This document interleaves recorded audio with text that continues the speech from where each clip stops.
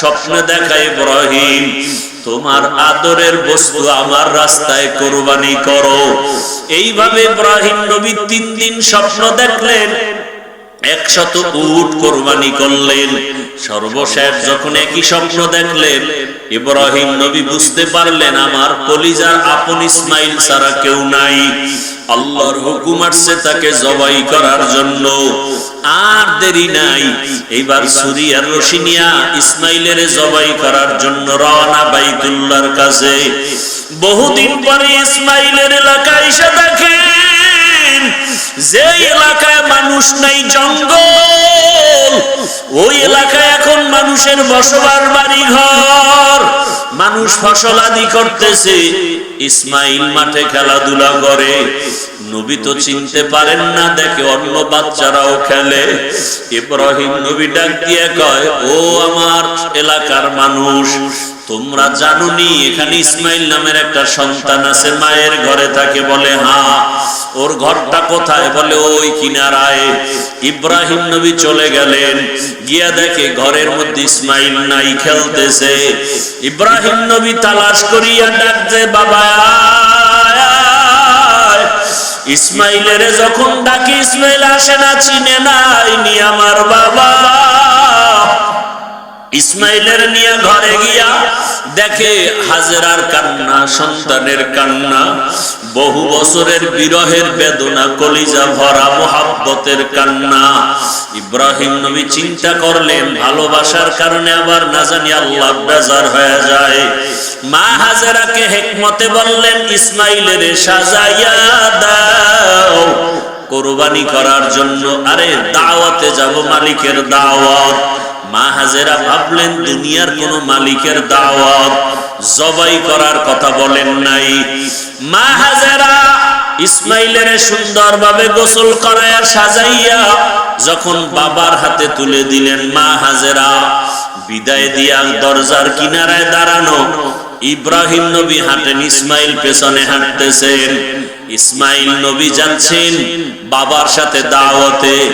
বাবা ইব্রাহিমের হাতে যে তরবারি ছুরি আছে ইসমাইল জানে না, হাজেরাও জানে না। ইবলিসের মাথা গরম হয়ে গেল, শয়তান ধোঁকা দেওয়ার জন্য ইসমাইলের কাছে গেল। ইব্রাহিম নবীরে ধোঁকা দিল, পাথর মারলো। দুইজনে পাথর মারার কারণে আল্লাহ তাআলা আইন করে দিলেন কিয়ামত পর্যন্ত ইব্রাহিম আর ইসমাইল যেখানে পাথর মারছে, হাজী সাহেবদেরও পাথর মারতে হবে, না হয় হজ কবুল করা হবে না। এইভাবে করে করে যখন মিনা বাজারে চলে গেল, কোরবানি দেওয়ার জায়গা যেখানে এখন হাজী সাহেবরা কোরবানি দেয়, ওখানে নিয়া ইব্রাহিম নবী ভাবলেন আমার সন্তানটা কেমন আল্লাহর মহব্বতের একটু পরীক্ষা করি। ইব্রাহিম নবী বললেন, ইন্নী আরা ফিল মানাম আন্নী আযবাহুকা ফানজুর মাযা তারা। ও বাবা ইসমাইল, আমি স্বপ্ন দেখলাম তোমাকে জবাই করতেছি, বলো তোমার কি মতামত? সন্তান ইসমাইল সাথে সাথে জবাব দিয়া বলল, ইয়া আবাতি ফাল মা তুমার সাতাজিদুনি ইনশাআল্লাহু মিনাস সাবিরিন। ইসমাইল বলে, আব্বা জান, দেরি না করে স্বপ্ন তাড়াতাড়ি আপনি বাস্তবায়ন করেন, ইনশাআল্লাহ ধৈর্য ধারণকারীদের মধ্যেই আমাকে পাবেন। ইতিহাসবিদরা লেখে এই কথা বলার পরে ইসমাইল একটু বিনয়ের সাথে বলতেছিল, বাবা এই কথাটা যদি একটু বাড়িতে বসে বলতেন, আমার দুঃখিনী মায়ের থেকে একটু বিদায়ের সালাম জানায় আসতাম। যেই মা দুঃখিনী আমারে কত কষ্ট করে লালন পালন করেছে, দুধ নাই, পানি নাই, মা খানা নাই, জঙ্গলের ভেতরে কতদিন পর্যন্ত কষ্ট করে আমাকে লালন পালন করেছেন। আমার মার কাছ থেকে একটু বিদায়ী সালাম দিয়ে আসতে পারতাম। ও বাবা বলেন না এখনো দুঃখ নাই?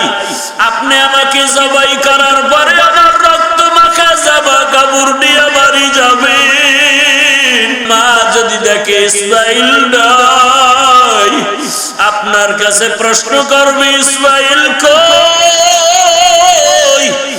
আমার পক্ষ থেকে আমার আম্মা জানকে সালাম জানায় দিবে আর বলবে হাসরের ময়দানে মোলাকাত হয়ে যাবে। আব্বা জান আপনি তাড়াতাড়ি আমাকে জবাই করেন, আপনার চোখ দুইটা বেঁধে নেন, কারণ জবাই করার সময় যদি আপনার নজর আমার উপরে পড়ে মায়া লাগবে, জবাই করতে পারবেন না। ও বাবা আমার হাতে পায়ে রশি দিয়া বাঁধে, যদি জবাই করার সময় যদি আমার হাতে পায়ের নাড়াচাড়া আপনার শরীরের মধ্যে লেগে যায় তাহলে বেয়াদবি হবে, আল্লাহ বেজার হয়ে যাবে। ইব্রাহিম যখন ছুরি নিয়ে রেডি, আল্লাহ কয় ছুরি খবরদার আমার ইসমাইলের একটা পশম যেন কাটে না।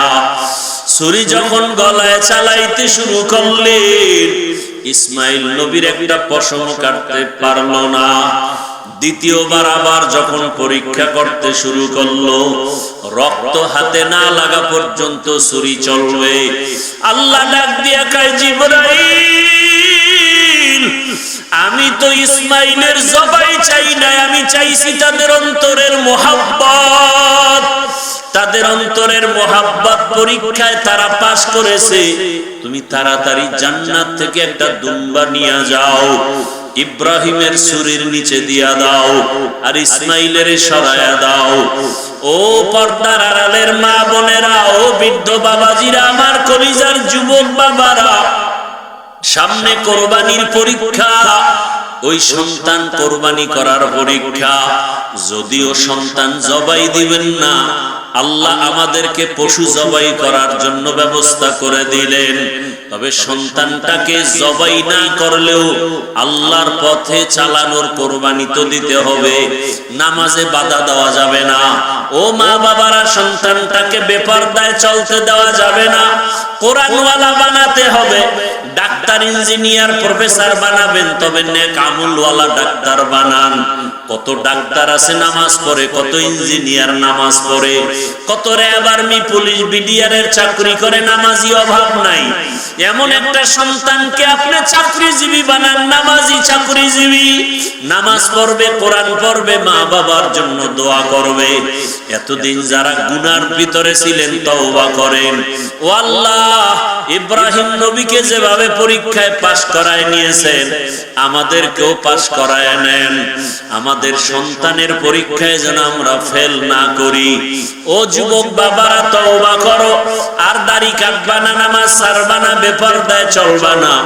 ইসমাইল নবীর মতো আল্লাহর হুকুমের সামনে নিজেকে কোরবান করে দাও।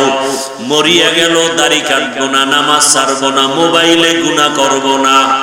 ইব্রাহিম নবীর মতো বৃদ্ধ বাবাজিরাও তৈরি হয়ে যান, আল্লাহর হুকুমের সামনে আর কোনোদিন আমি বিরোধিতা করব না।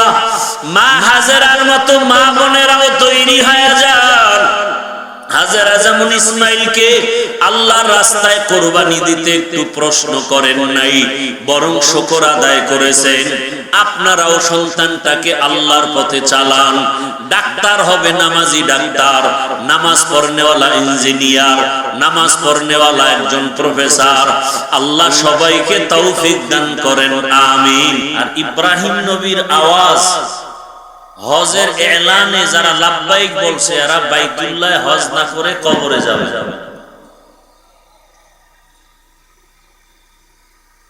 হজের মূল বিষয়টা তিনজন ব্যক্তিকে নিয়েই স্মৃতিচারণ। ইব্রাহিম আলাইহিস সালাম, ইসমাইল আলাইহিস সালাম, ইসমাইল নবীর মা হাজেরা আলাইহাস সালামকে নিয়ে। এই যে হজে গিয়া মূল কাজ কি? ইহরাম পরা, এটা হলো ফরজ। কাফুর পরা ফরজ না, নিয়ত করতে হবে, লাব্বাইকের তালবিয়া পড়তে হবে, আরাফার ময়দানে অবস্থান করা, এরপরে বাইতুল্লাহ তাওয়াফ করা, এরপরে মিনায় অবস্থান করা। এটা হলো ফরজ না ওয়াজিব। কোরবানি করা ওয়াজিব, মাথা মুন্ডানো, সফা মারওয়ায় সাই করা, তো মিনায় কোরবানি দেওয়া ইব্রাহিম ইসমাইলের স্মৃতি, সাফা মারওয়ায় দৌড়ানো স্মৃতিকে আম্মাজান হাজেরা আলাইহিস সালামের স্মৃতি। এই ঘটনার সূত্র যদি বলতে যাই অনেক সময়ের ব্যাপার। আদম আলা নবিয়িনা ওয়া আলাইহিস সালাতু ওয়াস সালাম, তিনি হলেন মানব জাতির প্রথম আদি পিতা। প্রথম, আচ্ছা প্রথম বললে বুঝা যায় দ্বিতীয় একজন আছে, কথা বলেন না কেন? প্রথম বললে দ্বিতীয় একজন আছে, খুব খেয়াল করবেন। মানব বংশের প্রথম আদি পিতাকে, দ্বিতীয় আদি পিতা নূহ আলাইহিস সালাম। বলেন কে? আদমকে বলে আবুল বাশার। আহা, এগো সামনে বসাইছেন কেন? এই পিছনে যাও বাবারা, পিছনে যাও। বাচ্চাদেরকে নামাজের সামনে রাখাও নিষেধ, ডিস্টার্ব। বাচ্চা তো বাচ্চাই, as-sabiyyu as-sabiyyu ওয়ালাউ কানা নবী। বাচ্চা তো বাচ্চাই, সে ভবিষ্যতে নবীও হতে পারে। বাচ্চা তো বাচ্চাই, বাচ্চাদের যেটা আচরণটা করবে, ভবিষ্যতে কি হবে না হবে সেটা ভিন্ন কথা। কি আমরা এখন না বড় হুজুর, ইস দুনিয়াতে আইসাই বড় হুজুর। কত ল্যাংড়ায় প্রস্রাব করছি, রাসূলের সুন্নাত এই সময় তো আদায় হয়ে গেছে। এখন এক দলের নাকি দাঁড়াইয়া প্রস্রাব করার সুন্নাত বাকি রয়ে গেছে। পাগল যত মানুষ, এত ফিতনা আমার দেশটায় ধর্ম নিয়ে, ইসলাম নিয়ে, যা ভাষা নাই বল। আরে সব ফিতনা গুলো টুপিওয়ালা, অন্তরে নেফাকি ভরা, ইসলামের ব্যানার লাগায়া এই ফিতনা গুলো ছড়ায়। কোন হিন্দু ছড়াইছে এই ফিতনা? এই যে হজে যাবে এত হাজি সাহেবরা, সারা দুনিয়ার মানুষ আসবে সেখানে। কেউ নামাজে বুকে হাত বাঁধে, কেউ নাভির নিচে, কেউ সাইডে দিয়ে খাড়ায় দেয়, কেউ ঘুমের থেকে উঠে নামাজে দাঁড়াইছে, ওযু টুজু লাগে না গো, সব পবিত্র।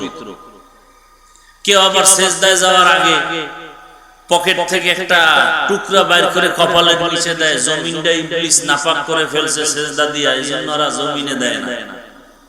এই যে এত কিছু বাইতুল্লাহ, মদিনায়, মক্কায়, এই হজের টাইমে, উমরায়, শুনছেন কোনদিন যে এরা নিজেদের মধ্যে এত লাইনের লোক আইসা কিলে কিলে করে দুই একজন মারা গেছে?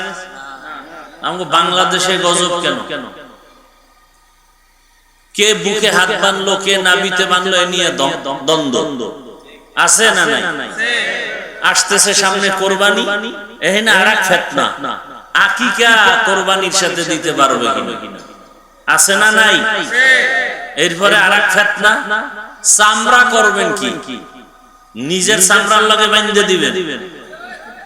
যারা কোরবানি দিবেন সব চামড়া ফ্রি, কওমি মাদ্রাসায় দিবেন, টাকার বিনিময়ে না, ফ্রি।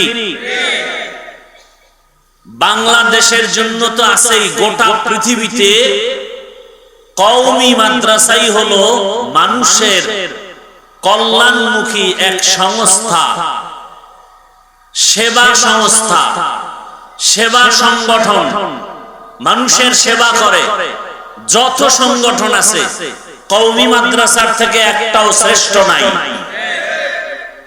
হাজার না লাখ লাখ প্রতিবন্ধী সন্তানদের বিনা টাকায় পড়ায়, সরকারের 1 টাকা সেখানে বরাদ্দ নাই, জনগণের সম্পদে চলে, টাকায় চলে। হুজুরেরা বেতন নেয় 5,000 6,000। এরপরে ছাত্রদেরকে এমন ভাবে গড়ে উঠায়, এরা ব্যবসা বাণিজ্য করে, অন্য জায়গায় মাদ্রাসা করে, গরিব অসহায়দেরকে সহায়ের ব্যবস্থা করে, এতিম ছাত্রদের জামা কাপড়ের ব্যবস্থা করে। তো সেবা সংগঠন সংস্থা বাংলাদেশে যাদের আছে, এরা তো এই কামই করে। কথা বলেন না কেন? এই গরিবদের সহযোগিতা করে, তেরাম দেয়। কওমি মাদ্রাসার অধিকাংশ সন্তানরা গরিব, এতিম, অসহায়। তাহলে যাকাতের টাকা, ফিতরার টাকা এরা খাবে না? গরিবরা খাবে না, না ধনীরা? অতএব চামড়া, কোরবানির চামড়া ফ্রি, কওমি মাদ্রাসায় দিবেন, এটা অন্যান্য জায়গায় দেওয়ার থেকে শ্রেষ্ঠ এবং উত্তম। আসতে বললেন কেন? এই কথা যে মানবে না তার অন্তর ভালো না, তার অন্তর ভালো না। এ কথার বিপরীত যারা কথা বলবে তাদের অন্তর ভালো না। আল্লাহ হেদায়েত দান করুন। নাকি চামড়া আপনি খাবেন? খবরদার, দিবেন তো। এই চামড়া নিয়ে এক সিন্ডিকেট চলতেছে আমাদের দেশে, বড় কঠিন, মূল্য নাই। অনেক মাদ্রাসাওয়ালারা সিদ্ধান্ত নিছেন এই চামড়া উঠাবেন না। আসলে কওমি মাদ্রাসার মূল জনগণের সাথে একটা সম্পৃক্ততা। এই মাদ্রাসাগুলো চলি জনসমর্থন, জনসহযোগিতা। চামড়া বড় কথা না, মানুষের সাথে একটা সম্পর্ক, মহব্বত বড় কথা। অতএব 1 লাখ, 1.5 লাখ, 80,000, 50, 55, 45, 35, 30,000 টাকা, 20,000 টাকা এক ভাগে কোরবানি দেন। আরো যদি 500 টাকা লাগে দিবেন না? কি ভাগে 500 টাকা লাগলে দিবেন না? দিতেন। চামড়ার 200-100 টাকা নেওয়ার জন্য এত অন্তরে আবেগ কেন? চামড়াটা ফ্রি, এখন তো দাম নাই বললেই চলে। ফ্রি কওমি মাদ্রাসা দিয়া দিবেন এতিমদের পেছনে, যারা এটা খাওয়ার হক যথাযথভাবে ওখানে আদায় হবে। এবং এতিম কারা? এরা একটা হাতের দিয়া গুনাহ করে না, চোখ দিয়া গুনাহ করে না, পা দিয়া গুনাহ করে না, জবানে গালি দেয় না, চোখ দিয়ে বেগানা দেখে না, 24 ঘন্টা কোরআন তেলাওয়াত করে, রাসূলের হাদিস পড়ে। তাহলে কওমি মাদ্রাসায় দিলে ফায়দা দুইটা। এক ফায়দা হলো, আরেকটা হলো কোরআন হাদিস শিখার সহযোগিতা হলো, ইলমে দ্বীন শিখানোর সহযোগিতা হলো। 2 লাভ। এটা যারা বুঝে না সেটা ভিন্ন, যারা বুঝিয়াও বুঝে না এদের অন্তর ভালো না। আল্লাহ হেদায়েত দান করুন। কি নিয়ত করা যায় যারা কোরবানি দিবেন? কি আবার কি আন্দোলন আসেনি মাঝখানে? হ্যাঁ, আল্লাহ সবাইকে বুঝার তৌফিক দান করেন। তো আদম আলাইহিস সালাম মানব জাতির প্রথম পিতা, আর দ্বিতীয় পিতার নাম কি বললাম? নূহ আলাইহিস সালাম, আবুল বাশারে সানি। এর ঘটনা আপনারা অনেকেই জানেন। আদম নবী দুনিয়া থেকে বিদায়ের 1200 বছর পর, কত বছর? 1200 বছর পরে এই জমিনের অবস্থা এমন ছিল যে মূর্তি পূজায় ভরা, সব ভরা। ভাস্কর্য বানায় শয়তান মানুষকে মূর্তি পূজায় লিপ্ত করায় দিল।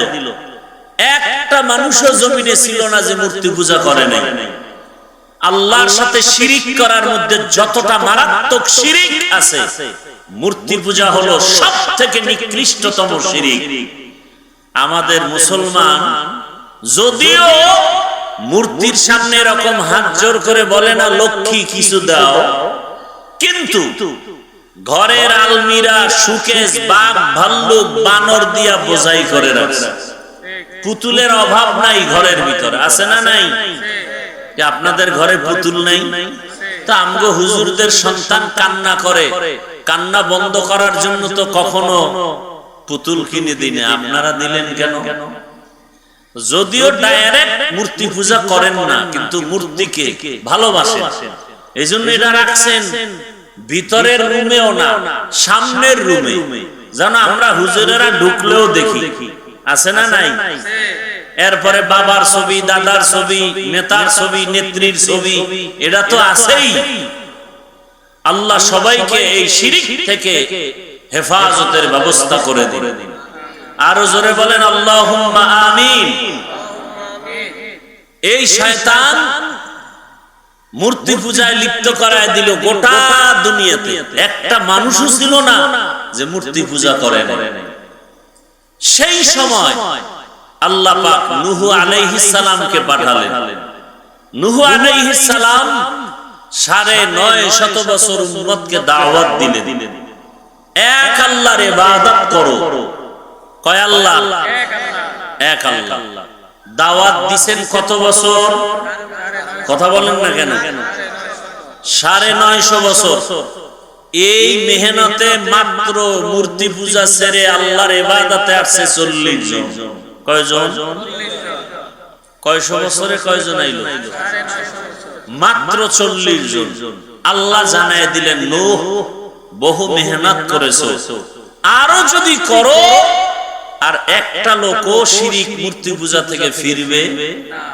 নূহ নবী বলেন, হে আল্লাহ, যদি নাই ফিরে তাহলে এদেরকে ধ্বংস করে দাও, জানো আর মুশরিক তৈরি না হয়, জন্ম না হয়। নূহ আলাইহিস সালাম বললেন, قال نوح رب لا تذر على الأرض من الكافرين ديارا إنك إن تذرهم يضلوا عبادك ولا يلدوا إلا فاجرا كفارا। দোয়া কবুল হয়ে গেছে। দোয়া কি হয়ে গেছে? আল্লাহ বললেন, হে পয়গম্বর নূহ, নূহ নবীর নাম কি জানেননি? কথা কন না কেন? নূহ নবীর নাম আব্দুল গফফার। নূহ নবীর নাম কি? নূহ শব্দটা আসছে কান্না থেকে, ক্রন্দনকারী। ইয়া নূহ, নূহ নবী এত কাঁদতেন আল্লাহর কাছে, আল্লাহ কান্নাওয়ালা শব্দ দিয়া ভালোবেসে ডাকছেন, ইয়া নূহ। আর আমাদের মধ্যে কান্না নাই, এমনিই তো নাচনেওয়ালা বুড়ি আরো যদি পায়। কান্না নাই, এর মধ্যে একদল কয় বেশি কাঁদা লাগে না। অথচ আল্লাহ বলেন বেশি কাঁদো, কম হাসো। আল্লাহ রাসূল বলেন জাহান্নামের ভয়, লা ইয়ালিজুন নারা রাজুলুন বাকা মিন খাশিয়াতিল্লাহ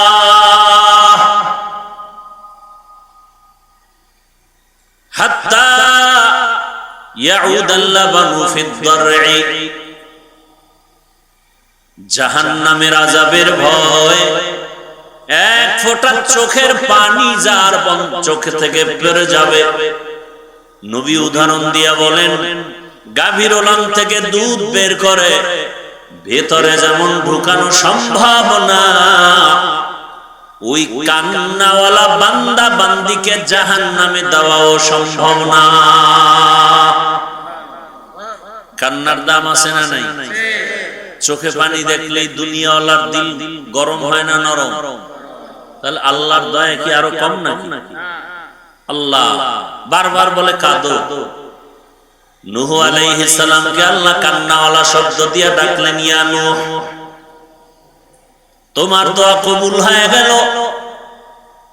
আমি গজব দিয়া দুনিয়ার সব মানুষ ধ্বংস করে দেব, তবে তুমি যাদেরকে ঈমানওয়ালা বানিয়েছো,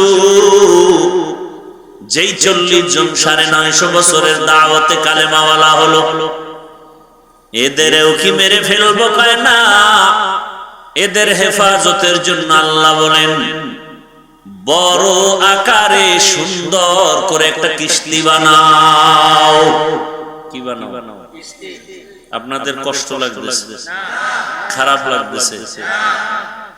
ঘুম আসতেছে? এই এতক্ষণ টাইম বাসায় থাকলে মোবাইলে গুনাহ করতেন, আর কি করতেন? এখন গুনাহ করতে কি সিনেমা হলে যাওয়া লাগে? আলাদা টেলিভিশন লাগে? আরে পৃথিবীর শ্রেষ্ঠ গুনার ফ্যাক্টরি কি? মোবাইল। কি এর মদের নেশা, বিড়ির নেশা, গাঞ্জার নেশা, সব থেকে বড় নেশা মোবাইলের নেশা। এ বিষয়ে কোনো ওয়াজ নাই। সরকার টাকা দিয়া র্যাব, আর্মি, পুলিশ, বিডিআর লাগায় দিছে, মদের নেশাকে বন্ধ করো। হ্যাঁ, নেশা বন্ধ করো, নেশা।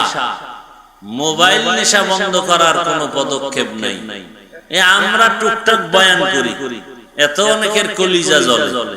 অথচ এই মোবাইল আমার দেশ ও জাতির যে পরিমাণ ক্ষতি করলো, মদে পরিমাণ ক্ষতি করে মোবাইল যা ক্ষতি করলো। তাজা তাজা প্রাণ চলে গেল, তাজা প্রাণ চলে গেল এই মোবাইল কেড়ে নিল। লেখাপড়া শেষ।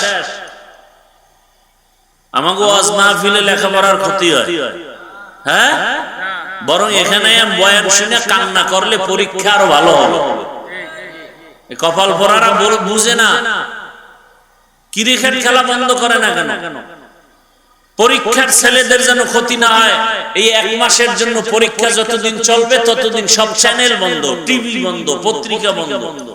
কারণ ছেলে মেয়েরা টেলিভিশন দেখে, মোবাইল বন্ধ। এটা না কামের কাম, আকাম করতে হয় ওয়াজ বন্ধ করো, মাইকের সাউন্ড কমাও। বিয়ার অনুষ্ঠানে যে গান বাজে এটা কমায় না কেন? কি 5 তলা বিল্ডিং পর্যন্ত মনে হয় ভূমিকম্প শুরু হয়ে গেছে। আর কোরআনের বাগানে এসে কান্না করে দোয়া করলে আল্লাহ জেহেন খুলে দিবে, পরীক্ষারও সহজ হবে। এখানে বেশি আসা দরকার। কপাল খারাপ আমাদের। নূহ আলাইহিস সালামকে আল্লাহ কি বললেন? কি বানাও? কথা বলতে সবাই কথা বলেন। কিস্তি মানে কি? দেখছেন নি কারবার? সব আওয়ামী লীগ, সব। কারণ আওয়ামী লীগের নৌকার জিকির করতে করতে এখন নূহ নবীর দ্বারাও নৌকা বানাইছে। স্যার, নূহ নবীরে আল্লাহ কি বললেন? এমন একটা কিস্তি বানাবা যে কিস্তির মধ্যে তোমার 40 জন মুমিন, তোমার সন্তান এবং পশু পাখির 1 জোড়া করে, 2টা হাতি, 1 জোড়া গরু, 1 জোড়া ছাগল, 1 জোড়া ভেড়া, 1 জোড়া উট, এইভাবে যত পশু পাখি আছে 1 জোড়া করে। আচ্ছা, দুনিয়াতে এমন কোন নৌকা আসেনি যে 1 জোড়া হাতি উঠাবেন, 1 জোড়া উট, 1 জোড়া গরু আর 40 জন মানুষ উঠবে আর এটা শীতয়ে থাকবে? মেয়া 20 জন মানুষ উঠলি লারা সারা কয়ে থাম থাম পড়বে, এর মধ্যে 2 জন পড়ে গেছে। তা আসলে কি এটা নৌকা ছিল? নূহ নবীর এটা নৌকা না জাহাজ? তাহলে আমাদের এই নৌকা বলাটাও ভুল। আওয়ামী লীগের নৌকা কোন, এটা আমার জন্য কোনো দুঃখ নাই। আমনের কবরে আমনে যাইবেন, আমনে বাড়ি ছেড়ে জঙ্গলে পালাইবেন, এটা আপনার বিষয়। কিন্তু নূহ নবীর নৌকা আসলে কি কিস্তি, কি নৌকা না জাহাজ? জাহাজ। একতলা জাহাজ না, কয়েকতলা বিশিষ্ট জাহাজ। এক এক তলা এক এক প্রাণী রাখছেন। এই বিষয়ে ভিন্ন বর্ণনা আছে, ওদিকে আমি যাব না।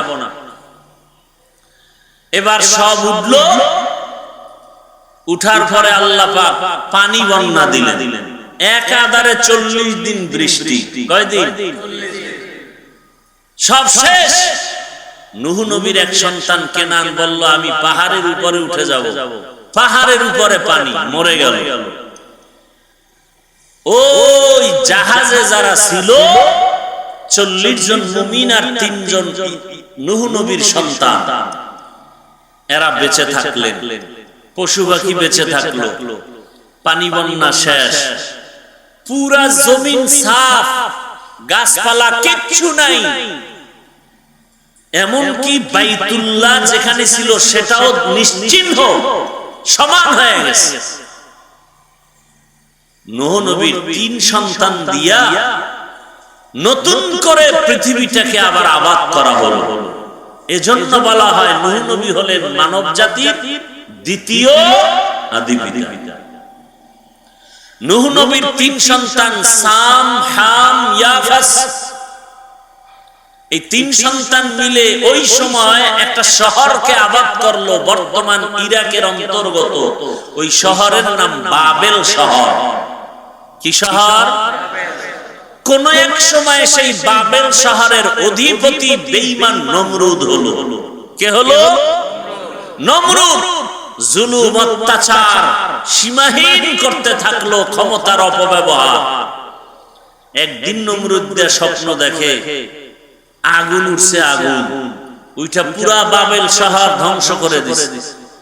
ভয়ে ঘুম থেকে উঠে গণকেরে ডাকলো, গণনা কর কি দেখলাম? কয় শনি দেখছো, শনি।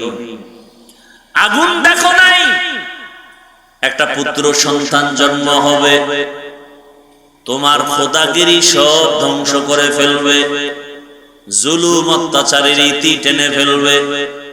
নমরুদ বলে, গণনা করো, ওই পুত্র সন্তান কি মায়ের গর্ভে না দুনিয়ায়? বলে দুনিয়ায়ও আসে নাই, মায়ের গর্ভেও আসে নাই, আসবে। বলে হ্যাঁ। নমরুদ তখন আইন জারি করলো, স্বামী আর স্ত্রী এক জায়গায় থাকা যাবে না। পুত্র সন্তান যদি জন্ম নেয়, সাথে সাথে তারে জবাই করে দাও, মেরে ফেলো, হত্যা করো। এটাকে বলে বার্থ কন্ট্রোল, জন্ম নিয়ন্ত্রণ। পৃথিবীর ইতিহাসে প্রথম জন্ম নিয়ন্ত্রণ আইন করে বেঈমান নমরুদ। আর এই জন্ম নিয়ন্ত্রণ আইনের ডাইরেক্টর বানায় ইব্রাহিম নবীর বাবা আজরকে। জন্ম নিয়ন্ত্রণ হারাম। বলেন জন্ম নিয়ন্ত্রণ। এই একটা তিল, তিল বুঝেন না? তিলের মতো ছিদ্র আছে জায়েজ, এইটাও আমাকে বয়ান করা নিষেধ। কারণ বাঙালি জাতি তো তিল পাইলে তাল বানায় ফেলে। এই জন্য তিলের যে একটা সূরত আছে জায়েজ, ওটাও বয়ান করা নিষেধ। আম বয়ান জন্ম নিয়ন্ত্রণ হারাম। জন্ম নিয়ন্ত্রণ করে কেন? দুই সমস্যার সমাধান পায় না এজন্য। এক সমস্যা, সন্তান বেশি হলে থাকবে কই, জায়গা কম। কি? দুই নাম্বার সমস্যা, সন্তান যদি মানুষ বেড়ে যায়, খাবে কি, খানাও কম। এই দুই সমস্যা, থাকবে কই, খাবে কি। আল্লাহ বলেন দোনোটার চাবি তো আমার হাতে। কার হাতে? লিল্লাহি মুলকুস সামাওয়াতি ওয়াল আরদি, লিল্লাহি মুলকুস সামাওয়াতি ওয়াল আরদ, ইয়াহাবু লিমান ইয়াশাউ ইনাসা ওয়া ইয়াহাবু লিমান ইয়াশাউ যুকুর আও ইউযাওয়িজুহুম যুকরানা ওয়া ইনাসা ওয়া ইয়াজআলু মান ইয়াশাউ আকিমা ইন্নাহু আলীমুন কাদির। বাখা কুরআন কালামুল্লাহ বশনো কদিমাস্তি, কদিমাস্তি নইনো। আলোচনা যে দিয়ে ডুবতেছে আর একটু সময় লাগবে, দিবেন সময়, আল্লাহ কবুল করে। কারণ এখন তো আর সময় কি দিবেন, আমার থেকে আপনারা মহামন্ডিত, ভালো জানেন। না জানলে হুজুরকে ভুল ধরেন কেমনে? কি অহংকারের সুযোগ পাইলেই কয় হুজুরেরা কি জানে, আমরা সব জানি। আকাম কইরা ধরা খাইলে কয় না জাইনে করছি, এর নাম বাঙ্গাল। কয় ভাই আপনার দাওয়াত কা? আলহামদুলিল্লাহ। কয় আপনার বাড়ি? বলে নাউজুবিল্লাহ। আল্লাহ তাআলা বলেন আসমান জমিনের মালিক কে? সব ক্ষমতার মালিক আমি আল্লাহ। চাইলে কাউকে ছেলে দেই, কাউকে মেয়ে দেই। আমি আল্লাহ যদি চাই কাউকে দোনোটা দেই, আবার আমি আল্লাহ চাইলে কোনোটাই। আর আপনারা স্লোগান শুরু করছেন কি, ছেলে হোক মেয়ে হোক দুটোর বেশি নয়, একটা হলে ভালো হয়, না হইলে আরো ভালো। কেন? সন্তান বেড়ে গেলে থাকবে কই, খাবে কি? আল্লাহ কয় তাকায় দেখ, জমিন তো ছিল না, ছিল এক সময় পানি আর পানি। আমি আল্লাহ পদ্মা নদী চর ফেলাইয়া জায়গার ব্যবস্থা করব, যমুনা নদীর মাঝে চর ফেলে জায়গার ব্যবস্থা করব। ওরে বাংলাদেশের মানুষ, তুমি দেখো তোমার দেশে জায়গা কম, 16টা বাংলাদেশ প্যাকেট করে রাখার মতো জায়গা সৌদি আরবে আছে। কয়টা দেশ এরকম 16 দেশ প্যাকেট করে রাখতে পারে বাংলাদেশের মতো? সৌদি আরবে জনসংখ্যা হিসাব করো। আজকে সারা বিশ্বে আমাদের দেশের লোক আছে না, মধ্যপ্রাচ্যে বাঙালি অভাব নেই, কাজ করতেছে, আল্লাহ চালাইতেছে। আল্লাহ এভাবে বন্টন করে দিচ্ছেন, এভাবেই চলবে। আল্লাহর ক্ষমতা তুমি নিজের মধ্যে নিয়ে ফাও চালাকি কেন করো? তাহলে জায়গা এখনো ঘুরেন না, বাংলাদেশ ঘুরেন না, কত জায়গা বাকি, কত বিশাল বিশাল চর পড়ে আছে। থাকার ব্যবস্থা কে করবেন? এবার হলো খাবে কি? মুরব্বীরা আমাকে একটু সহযোগিতা করবেন। 1 কাঠা জমিন ধরেন 1 শতাংশ, 1 শতাংশ জমিনে 50 বছর আগে যেই পরিমাণ ধান হইতো, এখন কি কম না বেশি? কে বাড়াইছে? সরকার না আপনার দাদায়? কে বাড়াইছে? আগে 10টা পেয়ারা খাইলো জিহ্বায় টের পাওয়া যাইত না, আর এখন এত বড় বড় পেয়ারা, 1 পেয়ারা একজনে খাওয়া, একটা বেদানা, একটা আপেল, কত বড় বড়। রিজিক কে বাড়াইলেন? না খায় মরছে কেউ, খাইয়া মরতেছে। এত খাওয়া খায়, পেট ফুইলা জায়গা। আমগো দেশে একজন কাঁঠাল খাইছে, জনমের খাওয়া খাইয়া 1 গুণ দিছে, সকালে পেট ফুইলা জায়গা শেষ। বাঙালি তো খাওন পাইলে আর কোনো কথা নাই। কি ডাক্তার মিষ্টি খাইতে নিষেধ করছে, সবে বরাতের মিষ্টি খেতে গেছে মসজিদে, তাও আবার কোলেরটাও নিয়ে গেছে। 1 প্যাকেট ডান হাত দিয়া লইয়া আবার ভিতরে দিয়া বাম হাত ঢুকাই দিছে আরেক প্যাকেটের জন্য। কি আছে না নাই? তো বাম হাত দিয়া যখন নিতেছে, পিছন দিয়ে একজনে দেয় আমি 1 প্যাকেটই পাই না, 2টা লয়ে টানে কেন? ও ডান পকেট ডান বগলের ডালয়ে টান দিছে, টান দিছে পর 2 জনের সাথে লাগছে ঝগড়া, কিলাকিলি ধুম কিলাকিলি, জেলাপি কইরা ভর্তা পায়ের তলে, কিলাকিলি করতে করতে ধাক্কা ধাক্কি করতে করতে 1.5 ঘন্টা দেয় মসজিদে কেউ নেই, ওরা 2 জন ছাড়া। এইবার কার কত ক্লান্ত হয়ে গেছে, জেলাপি পাইলাম না, কারে মসজিদে আসলাম। খাওয়ার জন্য এত পাগল, এই যত মামলা হামলা, যত কিছু ঝগড়া ফাসাদ, এই খাওন আর খাও। খাইতে পারে 250 গ্রাম, 1.5 কেজি লয়ে টানা টানা, বাইরে মাইরে ফেলাইছে নিজে বেশি খাওয়ার জন্য। বাবাকে পর্যন্ত হত্যা করে, নিজে সম্পদের মালিক হবে। বিনিময় কি হলো? শেষ পর্যন্ত জেলখানার আসামি, জায়গার জায়গায় জায়গা পড়ে রইল, না বাবায় পাইলো, না ভাই পাইলো, না নিজে পাইলো। শেষ ফল বিচারক ফাঁসির হুকুম দিয়ে দিয়ে।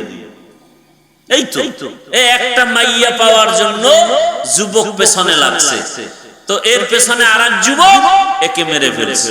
মেরে ফেলার পরে এবার মাইয়াও জেলখানায়, ছেলেও কি জেলখানায়। পরিণাম ফলে হইছে ফাঁসি। কি হইলো?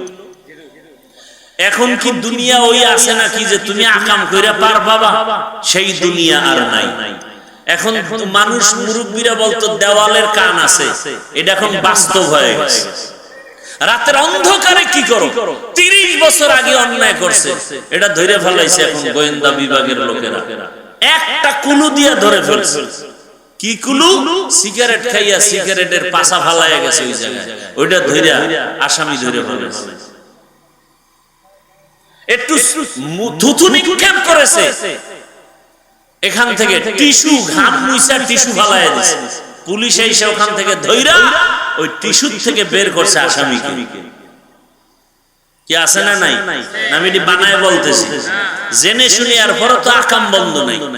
আর এই সোনার বাংলা কোনোদিন সোনার বাংলা হবে না যতদিন পর্যন্ত চোরগুলোর হাত কাটা না হবে। আমার দেশের চুরি যতদিন বন্ধ হবে না ততদিন পর্যন্ত এই জমিনে শান্তি আসবে না। আল্লাহর কসম করে বললাম, কোনদিন শান্তি আসবে না। বাংলাদেশে কি পরিমাণ টাকা মানুষের কাছে, অথচ গরিবরা পোশাক পায় না শীতের মধ্যে, কোরবানির গোশত খাইতে পারে না। আর মাইক লাগায় স্লোগান দেয় কেউ খাবে না, তা হবে না। চাপাবাজির অভাব নাই। মানুষ পশুর চরিত্রের থেকে খারাপ হয়ে গেছে। একটা কুকুরকে মারলে কষ্ট পায়, মানুষকে হত্যা করতে কষ্ট পায় না। আল্লাহ হেদায়েত দান করুন। এই কথাগুলো কে বলবে? যার ভাগে কম পড়ে, যে বাধা হয় বলে ওরে মাইনাস কর, মামলা নাই। কি বলবো, কোন দিকের কথা কোন দিকে যায়। একজন বড় উপরস্থ কইতেছে একজন, আরে বেটা মার্ডার কইরা আবি, আমার কাছে কোনো মামলা নাই, সব সাইজ করে বলে। আফসোস, বড় আফসোস, নিরপরাধ এখনো জেলখানায়, আর মার্ডারের আসামি পার পেয়ে যায়। কথা ঠিক না? কই ওসমান হাদির হত্যার বিচার হইছে? এটা একটা কথা। ধামাধাম ধইরা দুই একটারে সাইজ করলি পুরো দেশ ঠান্ডা হয়ে যায়। সৌদি আরবে এত চুরি নাই কেন? স্বর্ণের দোকান খুইলা নামাজে যায়, পুলিশ পাহারা দিতেছে, ঘুরতেছে, কোন চোরের সাহসী হয় না ওখানে যাবে। আর আমগো কাজের মহিলা মালিকের কি নাকের সামনে নিয়ে কি কইরা ঘরের সব লয়ে গেছে। ঢাকাতে ঘটনা অহরহ ঘটতেছে। এখন কাজের লোকের ঘরে কাজের লোক রাখাও বড় কঠিন, বড় মুসিবত। এক কথায় কচু পাতার পানি যেমন এটা নিরাপত্তাহীন, আমাদের জীবনটা তেমন অবস্থায় আছে। রাস্তা দিয়া চলতে গেলে কোনো নিরাপত্তা নাই, বড় কঠিন হালাত। কে কখন কি করে ফেলে বলাও যায় না।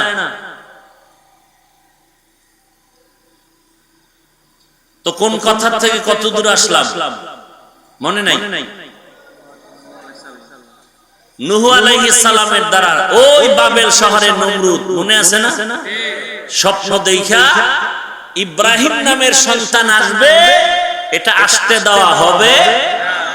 ডাইরেক্টর বানাইলো কারে? নমরুদ, ইব্রাহিম নবীর বাবা আজরকে। আল্লাহর সিদ্ধান্ত কি ডাইরেক্টরের ঘরেই ইব্রাহিম আসলো। তো আসলো, অনেক বড় ঘটনা। শেষ পর্যন্ত ইব্রাহিম নবীকে মা গোপনে গোপনে লালন পালন করে বড় বানাইছে। এখন চেহারা সুন্দর দেখে তো যে দেখে তারই কি লাগে? মায়া, মোহাব্বত বেড়ে যায়। বাবার মায়া, ঘরে লালন পালন হয়ে গেল। নমরুদেরও মায়া লাগছে দেখা। যখন ইব্রাহিম আল্লাহর পথে দাওয়াত দেয়, ইব্রাহিম নবী বাবারে বললেন, আতাত্তাখিযু আসনামান আলিহা, ও বাবা, নিজের হাতে মূর্তি বানাইয়া তোমরা তারে খোদা মানো, এটা কেমন কথা? নিজের হাতে মূর্তি বানায়, মাছিও সরাইতে পারে না। সামনে দুধ কলা দেয়, খাইতেও ফাঁকে দিয়ে মাছি এসে খাইয়া যায়। কথা ঠিক না? এরে আবার খোদা মানে, কথা ঠিক? ইব্রাহিম নবী বললেন নিজের হাতে খোদা বানায়, এটা আবার তুমি পূজা করো, এটা কেমন কথা? এই বাপের চেয়ে বেশি বুঝিস না। এবার অনেক ঘটনা আপনারা শুনছেন উলামায়ে কেরামদের জবানে। সর্বশেষ ইব্রাহিম নবীর এক আল্লাহর দাওয়াত শুনিয়া নমরুদ পর্যন্ত ফাবুহিতাল্লাযী কাফার। ইব্রাহিম নবী প্রশ্ন করেন, নমরুদ জবাব দিতে ব্যর্থ হয়ে গেল। জালেম যখন যুক্তি দিয়ে আগাইতে পারে না, তখন জুলুম করা শুরু করে। তখন কি করে? জুলুম, মেরে ফেলো, ওর বাড়ি আগুন জ্বালাও। এটা হলো জালেমের কাজ। যুক্তিতে আগাইতে পারে না, জুলুম করে এখন নিজে বড় হবে। নমরুদ এবার ডাক দিল, ও আজর, ইব্রাহিম রে আগুনের মধ্যে জ্বালায়া দাও, ওরে বুঝায় দেখো আমাদের মূর্তি পূজার বিরুদ্ধে কথা বলে, এটা মানা যায় না। বুঝানোর পরে দেখে না ইব্রাহিমকে বুঝানো যায় না।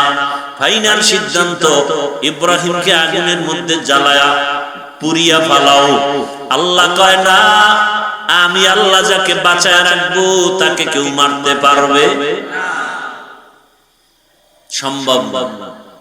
আল্লাহ যাকে দুনিয়াতে পাঠাবেন কোন জন্ম নিয়ন্ত্রণের আইন আর ঔষধ তাকে ফিরায় রাখতে পারবে না। আল্লাহর সিদ্ধান্ত। ইব্রাহিম নবীর জন্য এবার আগুন সাজানো হলো, বিশাল এরিয়া নিয়ে আগুনের মধ্যে ফালাইবে, কিন্তু আগুন এত বিশাল, তাপমাত্রা এত বড় এরিয়ায় কাছে যাওয়া যায় না। এবার চরক গাছ আনছে, চরক গাছের চরখার মতো ঘুরাইয়া রশি দিয়া বেঁধে ইব্রাহিম নবীর আগুনের মধ্যে ফেলবে, কিন্তু ফেলতে পারে না। এইবার নমরুদ বলে আমার অবস্থা খারাপ, ইব্রাহিমের আগুনে ফেলা যায় না কেন? সবাই রশি ধরে টানো, ইব্রাহিমের বাইদা তারপরে ফালাও।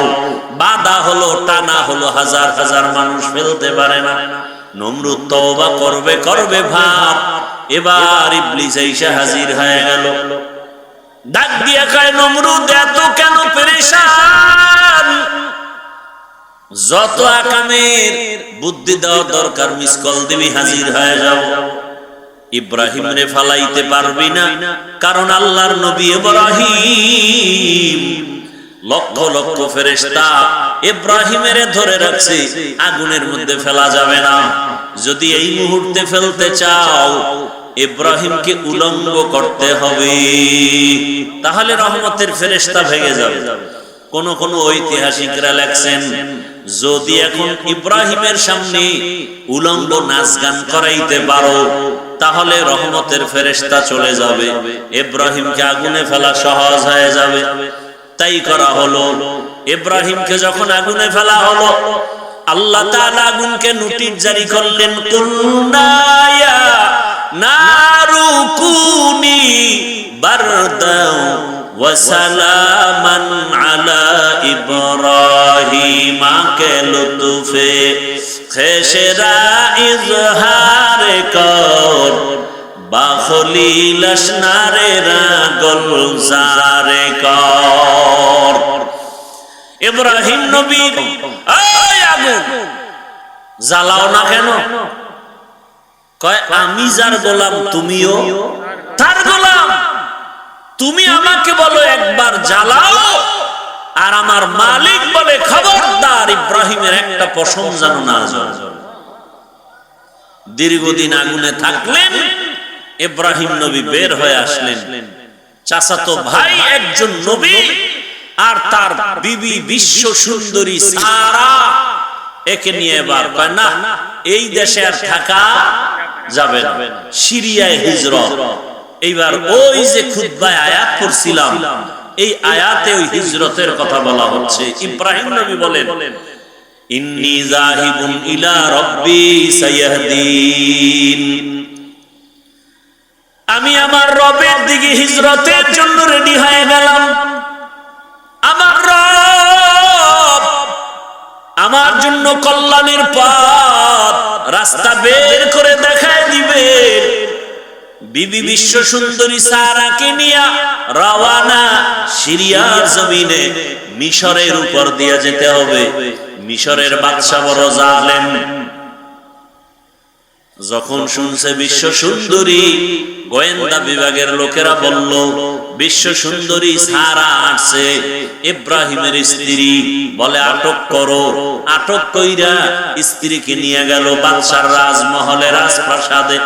পৃথিবীতে মুসলমানকে ধ্বংস করা যতটা উপকরণ আছে, এর মধ্যে সব থেকে বড় উপকরণ হলো বেপরদা। কি বেপরদা? অর্ধুলঙ্গ উলঙ্গ নারীদের নাচ গান, অবাধে চলাফেরা, এতে মুমিনের ঈমান ধ্বংস হয়ে যায়। আল্লাহ হেদায়েত দান করুন। পর্দার ওয়াজি তো নাই, পর্দার ওয়াজ করবে কি? আমি যদি বেপর্দায় মহিলাগুলি একসাথে এক টেবিলে বসি, তাহলে পর্দার ওয়াজ কি আমার জবানে আসবে? কথা বলেন, আসবে? আমি মাওলানা, আমি মুফতি, আমি মুহাদ্দিস, আমি বড় হুজুর, আমি যদি মহিলাদেরকে বেপর্দায় এক টেবিলে বসাই, তাহলে আমার জবানে কোনোদিন পর্দার বয়ান আসবে? আর আমার জবানে পর্দার বয়ান হলেও উম্মতের লাভ হবে না, কোনোদিন লাভ হবে না। এই নারীর বেপর্দা আমাদের ধ্বংসের কারণ। আল্লাহ হেদায়েত দান করুন। ওই উত্তরবঙ্গে একবার দেখছিলাম মহিলা মসজিদে উঠে বক্তব্য দিতেছে, কমিশনার না চেয়ারম্যান, বাস পাওয়ার পারে না, হুজুরগো নামায় দিয়ে সে নামাজটা পড়ায় দেয়। এমন অবস্থা, বড় কঠিন হালাত। তবে এটা ইতিহাস লেখা থাকবে যে বাংলাদেশের প্রধানমন্ত্রী কি এখন কথা এটা একটা ইতিহাসের পাতায় লেখা থাকবে না? প্রধানমন্ত্রী পুরুষ। কারণ রসুলের সহিহ হাদিস, যেই দেশে বারবার নারী ক্ষমতার প্রধান হবে, তসবিহ ছিঁড়ে গেলে যেমন একটার পর একটা দানা পড়তে থাকে, আসমান থেকে এরকম গজব একটার পর একটা আসতেই থাকে। আল্লাহ আমার দেশকে হেফাজত করেন, আমার জাতিকে হেফাজত করেন। ভাইরা আমার, এবার ওই জালেম সুন্দরীকে নিছে। ইব্রাহিম নবী তো নবী মানুষ, আল্লাহওয়ালা মানুষ, আল্লাহর পেয়ারা বান্দারা বেশি একটু সরল হয়, মনের মধ্যে প্যাঁচ কম, চুপচাপ বসে আছে। নিয়ে গেল গোয়েন্দা বিভাগের লোকেরা জুলুম করে বিবিরে। আল্লাহর কা আল্লাহ গো, আমার বিবিরে নিয়ে গেল জালেম, কি করি, উপায় কি আমার? আল্লাহ কা ইব্রাহিম এখানে বসে থাক, অন্তর চক্ষু খুলে দিলাম, ওই জালেম যা করবে তুই এখানে বসে দেখবি। সুন্দরী রমণী দেখে ওই জালেম যখন হাত বাড়াইছে, সাথে সাথে হাত বাঁকা হয়ে গেছে। এভাবে তিনবার, আমি সংক্ষেপ করে যাচ্ছি। শেষ পর্যন্ত জিগায়ে তোমার ভিতরে এমন কি পাওয়ার যে আমি ব্যর্থ হয়ে গেলাম তিনবার, জবান বন্ধ। এবার বলে আমার মধ্যে কোনো পাওয়ার নাই, তবে এতটুকু বলা যায় আমি আল্লাহর পেয়ারা নবীর একজন স্ত্রী। কে সে নবী? বলে ইব্রাহিম নবী। তাই নাকি? বলে হ্যাঁ। এবার দুই তিনবার আকাম কইরা যখন দেখে ব্যর্থ, এবার দিল নরম করে ইব্রাহিম নবীকে আনলেন, সম্মান করলেন। আর সন্তানাদি কি আছে ইব্রাহিম নবী? কয় কোনো সন্তান নাই, বুড়া বয়স। এবার হাজেরা ছিলেন খাদেমা, তাকে ইব্রাহিম নবীর খেদমতের জন্য দিলেন। মা সারার মতামত নিয়ে এক পর্যায়ে বিবাহ হয়ে গেল। আল্লাহর কাছে ইব্রাহিম নবী নেককার সন্তানের দোয়া করলেন, রব্বি হাবলি মিনাস সালিহিন। কে দোয়া করলেন? ইব্রাহিম নবী। ও সন্তানের মা বাবারা, সন্তান মা বাবার কথা শুনে না আল্লাহর কাছে কয়দিন দোয়া করছেন? সন্তান দুনিয়াতে ভালো আশা করার জন্য ভালো মা ঘরে আনা দরকার ছিল। আপনি তো ভালো মা আনছেন না ডানা কাটা ভরি নিয়ে আসছেন? ভালো একটা মা ঘরে আনার পরে ওই মা বেপরদা করে না, বেগানার নজর লাগায় না, আল্লাহর কাছে দোয়া করে, স্বামীও দোয়া করে। আল্লাহর কাছে যারা দোয়া করবেন নেককার সন্তানের জন্য আল্লাহ তাকে সন্তান দিবেন। 10টা সন্তান হলে কি লাভ হবে যদি মা বাবার অবাধ্য হয়? সন্তানের কারণে যদি মা বাবা জেলখানায় যেতে হয়, মা বাবা যদি সন্তানের অপরাধের কারণে সমাজে মুখ দেখাইতে না পারে, এমন সন্তান 10টা হওয়ার দরকার নাই। ইজ্জত বাঁচানোর জন্য এক সন্তান যথেষ্ট। আল্লাহর কাছে চাইতে হবে। ইব্রাহিম নবী বুড়া বয়সে দোয়া করলেন, হে আল্লাহ একটা নেককার সন্তানের ব্যবস্থা করে দেন। আল্লাহ দোয়া কবুল করে সংবাদ দিয়ে দিলেন, ফাবাশশারনাহু বিগুলামিন হালিম। আমি একটা বিচক্ষণ ধৈর্য ধারণকারীদের অন্তর্ভুক্ত একটা সন্তানের সুসংবাদ দিলাম। মা হাজেরার গর্ভে আল্লাহ সন্তান দিলেন, নাম রাখলেন কি? ইসমাইল। ইব্রাহিম নবীর এই প্রথম সন্তান ইসমাইল, এর পরের সন্তান ইসহাক, ইসহাক নবীর সন্তান ইয়াকুব, ইয়াকুব নবীর সন্তান ইউসুফ আলাইহিস সালাম। কথা বুঝেননি? ইসমাইল নবীর বংশে কোনো নবী নাই, অথচ ইসহাকের বংশে নবী নবী নবী। কিন্তু ইসমাইলের বংশে আল্লাহ এক নবী পাঠাইলেন, আখিরি জামানার পয়গম্বর। এবার বুড়া বয়সে সন্তান পাইয়া ইব্রাহিম নবী খুশি নাকি বেজার? খুশি, এমন মায়া, বুড়া বয়সের সন্তানের প্রতি বড় মায়া। কিন্তু আমার আল্লাহর কঠিন পরীক্ষা। ও ইব্রাহিম, সন্তানের মায়ায় পড়িয়া আমার মায়া থেকে দূরে সরলে হবে না। বুঝতেছি তুমি কিন্তু দূরে যাইতেছো। পরীক্ষা শুরু হয়ে গেল। যেখানে বাইতুল্লাহ ওখানে ঘর নাই, জঙ্গল। নূহ নবীর প্লাবনে কিচ্ছু নাই, বাইতুল্লাহ সব শেষ। এখন আছে গাছপালা, জঙ্গল, পানি নাই, পশু পাখি নাই। ইব্রাহিম নবীকে বললেন, তোমার স্ত্রী হাজেরা ইসমাইলের নিয়ে ওখানে নির্বাসনে দাও। কেন তেন নাই? আল্লাহ অর্ডার করেছেন। কেন কেন নাই? নবী বলেন আলহামদুলিল্লাহ, আল্লাহ এটা বলছেন, মেনে নিলাম। বুঝে আসো কা না আসো। বর্তমান দুনিয়াতে এমনও কিছু আল্লাহর বান্দা আছে যারা যুক্তিতে না মিললে মানতে চায় না। আছে না নাই? এদের পরিণাম ফল নাস্তিকতার বেড়াজালে আবদ্ধ হয়ে যায়। আল্লাহর হুকুম আসছে পরীক্ষা। সন্তানের বিবি নিয়ে মক্কার ওই জঙ্গলে হাজির। সাফা মারওয়া পাহাড়ের পাশে মক্কা নগরী, বাইতুল্লাহ দেখা যায় না, কিন্তু এখানে বাইতুল্লাহ। আল্লাহর সিদ্ধান্ত, এই ইসমাইলের ইব্রাহিম রে দিয়া বাইতুল্লাহ নতুন ভাবে নির্মাণ করাবেন। ওখানে রাইখা বিবি আর সন্তান ইসমাইল শিশু কিছু পানি দিয়া ইব্রাহিম নবী উটের পিঠে রওয়ানা। যখন যাইতেছেন ইসমাইলের শোয়াইয়া মা হাজেরা একটা দৌড় দিছেন, গিয়া ডাক দিয়া গায়ে, স্বামী ও আল্লাহর পয়গম্বর, এই জঙ্গলের ভিতরে আমাদের যে রাখিয়া যাইতেছেন, আপনি কোথায় যান? ইব্রাহিম নবীর কোনো আওয়াজ নাই। এই মুহূর্তে কিছু বললেও আল্লাহর হুকুমের বাইরে চলে যাবে। নিজের থেকে কিছু বলা যায় না। কেমন কঠিন পরীক্ষা চিন্তা করেন। বুড়া বয়সের সন্তান। এবার মা হাজেরা বলে, আমাদের রাখিয়া কই যান? বাড়ি। ইশারায় বলে, হ্যাঁ বাড়ি যাই। সিরিয়ার জমিন বাড়ি। বাড়িতে যাইতেছি। আমাদেরকে রাখতেছেন কেন? আপনার কোন মনের আশা পূরণের জন্য। ইব্রাহিম নবীর জবাব নাই। সর্বশেষ মা হাজেরা ডাক দিয়া বলেন, ও পয়গম্বর, আল্লাহর হুকুম এই জন্যই কি রাখেন? আল্লাহর আদেশ। ইব্রাহিম নবী বললেন, হ্যাঁ আমার আল্লাহর আদেশ।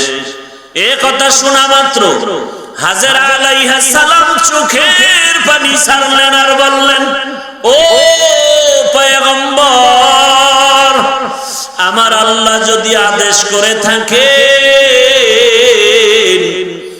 আমার কোনো দাবি নাই, আপনি আমাদের জন্য দোয়া করিয়েন। ইসমাইলের মাঝে মাঝে আইসা দেখবেন, আমি হাজেরার খবর নেওয়ার প্রয়োজন নাই। এখানে পশু পাখি থাকে না, পানিও নাই। যতটুকু পানি আছে শেষ হয়ে যাবে 2-1 দিনের মধ্যে। আমি হাজেরার খবর নেওয়ার প্রয়োজন নাই।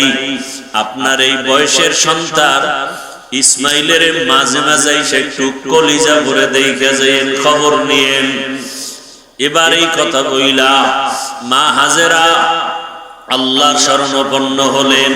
ও আল্লাহ, এই গহীন জঙ্গল, মানুষ নাই, পশু পাখি নাই।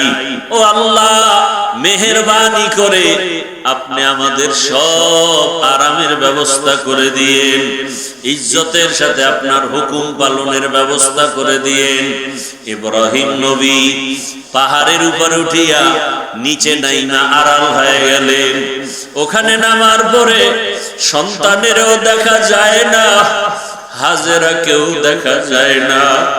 নবী ইব্রাহিম হাত উঁচু করে মালিকের দরবারে দোয়া করলেন, রব্বানা ইন্নী আসকানতু মিন যুররিয়্যাতি বিওয়াদিন গায়রি জি যারইন ইনদা বাইতিকাল মুহাররাম রব্বানা লিয়ুকিমুস সালাতা ফাজআল আফইদাতাম মিনান নাসি তাহওয়ি ইলাইহিম ওয়ারযুকহুম মিনাস সামারাত।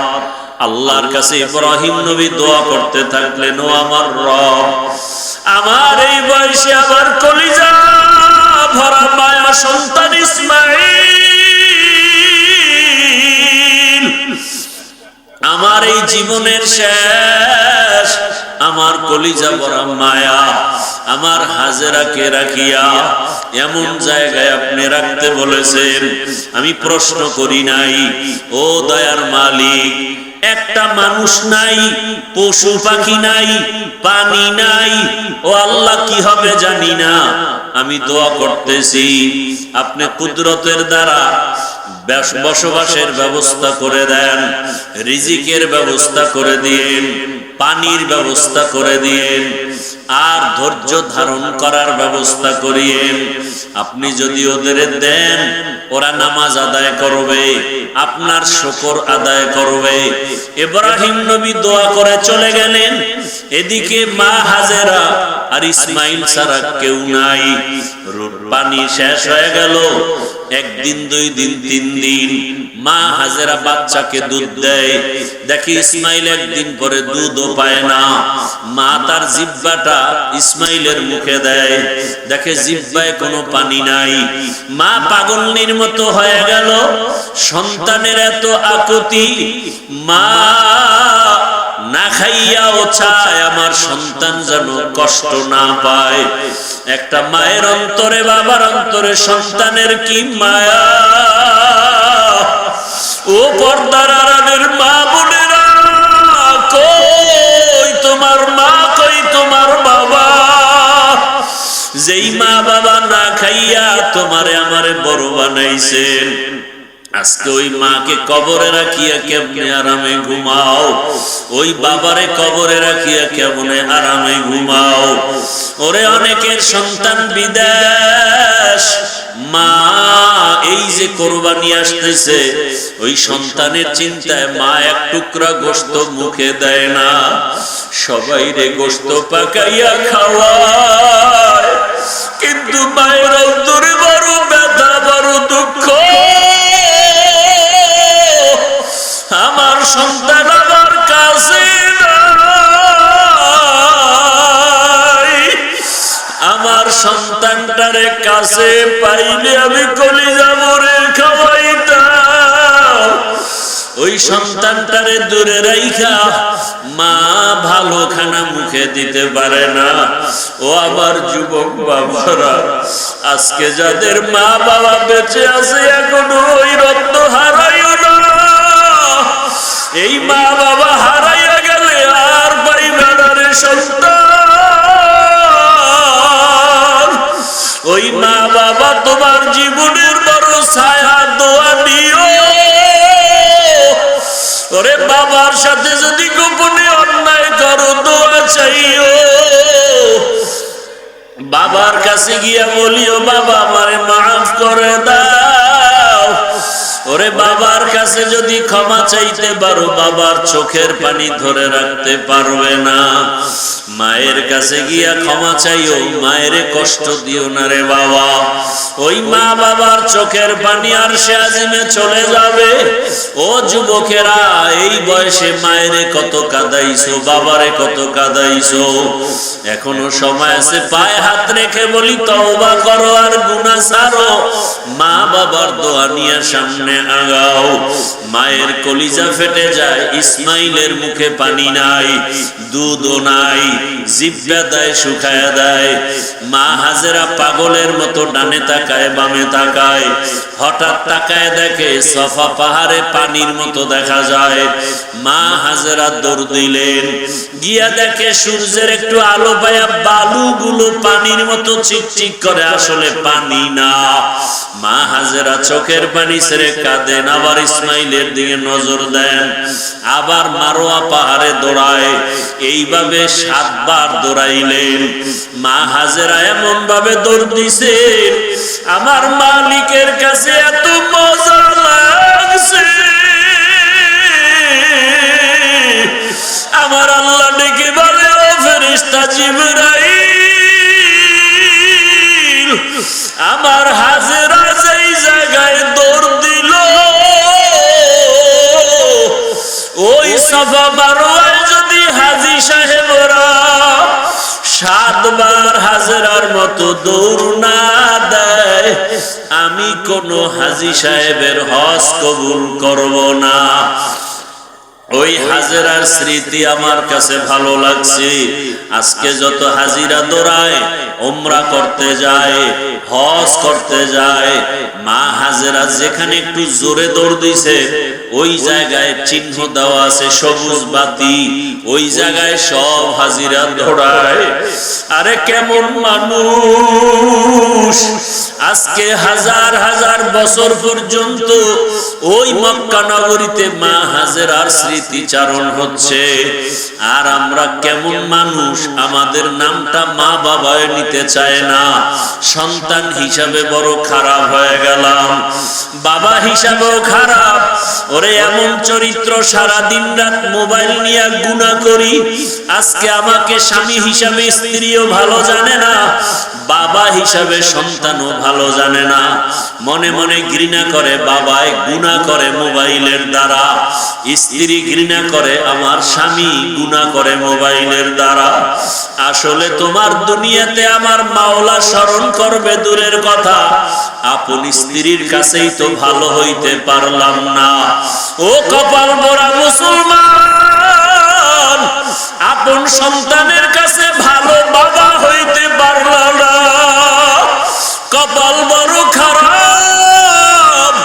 ওরে আপন সন্তানের কাছে আদর্শ বাবা হইতে পারি নাই, আপন ছাত্রের কাছে আদর্শ শিক্ষক হইতে পারি নাই, আপন মুসল্লিদের কাছে আদর্শ ইমাম হতে পারি নাই, আপন স্ত্রীর কাছে আদর্শ স্বামী হতে পারি নাই।